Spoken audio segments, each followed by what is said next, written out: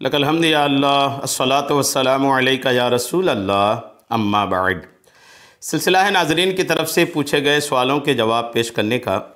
हमारे नाज़रीन में से एक ने ये सवाल किया है कि इमाम 4 रकत फ़र्ज़ की नीयत से नमाज में शामिल हुए। पहली 2 रकत इमाम साहब ख़त्म कर चुके थे, बीच में अत्तहियात में बैठना ही भूल गए और अल्लाहु अकबर कहकर खड़ा हो गया। बाद को मुक्तदी ने बताया, फिर इमाम साहब बैठ गए, अत्तहियात पढ़ी और आखिर में सजदा सहू किया। आया मुक्तदी की और इमाम की नमाज हुई या नहीं? ये गलती होती है और इसमें उमूमन लोग नादानी का शिकार हो जाते हैं। 4 रकत वाली नमाज में इमाम साहब जैसे इशा पढ़ रहे थे या ज़ोहर पढ़ रहे थे या असर पढ़ रहे थे, 2 रकत मुकम्मल करने के बाद बैठना था, नहीं बैठ करके इमाम साहब खड़े हो गए। और उमूमन जब इमाम गलती करते हैं तो मुक्तदी हजरात वो लुक़मा देते हैं। अब इमाम खड़े हो गए थे, अब लोग इधर आवाज़ दे रहे, लुक़मा दिए, इमाम खड़े हो गए थे, फिर वापस आ गए, बैठ गए और बैठकर अत्तहियात पढ़ा, बाकी 2 रकत भी अदा किया। अब मुक्तदी के नमाज और इमाम साहब की नमाज इस सूरत में होगी कि नहीं? आइए जवाब तवज्जो के साथ सुनिए। फ़ुक़हा ने क्या लिखा है। अगर इमाम इस सूरत में, जो सूरत अभी बताई गई, इस सूरत में अगर इमाम अभी पूरा सीधा खड़ा ना होने पाया था कि मुक्तदी ने बता दिया, मुक्तदी ने लुक़मा दिया और इमाम बैठ गए, तो सबकी नमाज हो गई।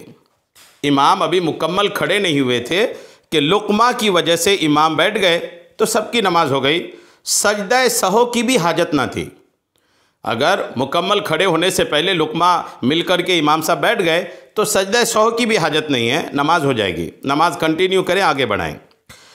और अगर इमाम पूरा खड़ा हो गया था, उसके बाद मुक्तदी ने बताया या मुक्तदी लुक़मा दे रहे थे, इमाम साहब खड़े ही हो गए और उसके बाद बैठ गए, तो अगर पूरा खड़े होने के बाद मुक्तदी ने बताया तो मुक्तदी की नमाज उसी वक्त जाती रही।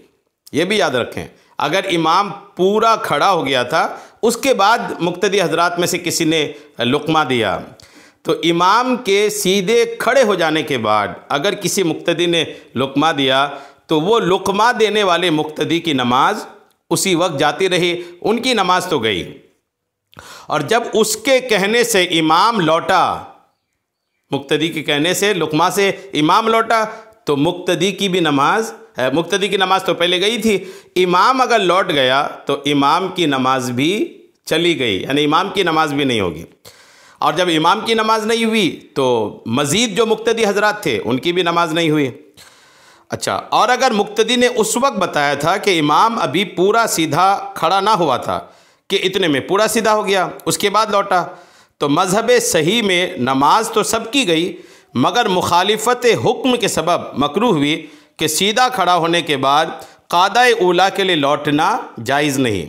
नमाज का इयादा करें, खुसूसन एक मज़हब कवी पर नमाज हुई ही नहीं तो इयादा फ़र्ज़ है। फ़तवा रज़विया जिल्द 8 के सफ़ा 214 रज़ा फाउंडेशन लाहौर से जो किताब छपी है उस पर लिखी है। बात वाज़ेह है, बिल्कुल क्लियर तो बात हो गई होगी, फिर भी मैं आसान कर देता हूँ। 2 रकत नमाज के बाद 4 रकत वाली में बैठना था, नहीं बैठ करके इमाम खड़े हो गए।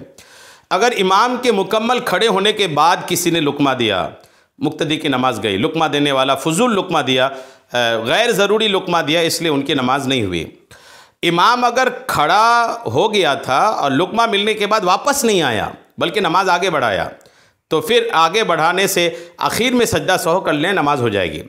लेकिन सीधा खड़ा होने के बाद लुक़मा पाने की वजह से अगर बैठ गए तो अब सही मज़हब यह है कि अब उस इमाम की भी नमाज नहीं हुई, तमाम मुक्तदियों की भी नमाज नहीं हुई, उस नमाज को लौटाना ज़रूरी है, लौटाना फ़र्ज़ है।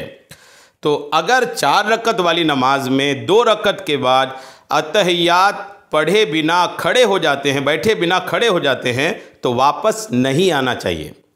मुक्तदियों को भी ये मसला मालूम रहना चाहिए कि अगर इमाम खड़े हो गए हैं तो अब लुक़मा ना दें, नमाज कंटिन्यू करें और उम्मीद है कि नमाज के दौरान ही इमाम साहब को याद आ जाएगा। अगर क़ादा ऊला छूट गया है, 2 रकत नमाज के बाद 2 रकत के बाद बैठना छूट गया है, तो ये बहुत कवी उम्मीद है कि इमाम साहब को याद आ जाएगा, इसलिए उस वक्त ना बोल करके आप खामोश रहें और इमाम साहब नमाज़ कंटिन्यू करेंगे। आखिर में सज्दा सौ कर लिए तो नमाज़ हो जाएगी, और अगर सज्दा सौ नहीं किया तो उस नमाज को भी लौटानी पड़ेगी। बहरहाल यही शरई मसला है, फ़ुक़हा ने, उलमा ने यही लिखा है। उम्मीद है बात आपको समझ में आ गई होगी। अल्लाह करीम हम सबको शरीअत के तमाम मसाइल सीखने, समझने और उस पर अमल की तौफ़ीक़ अता फ़रमाए। आमीन बिजाहिन नबी अमीन सल्लल्लाहु तआला अलैहि वसल्लम।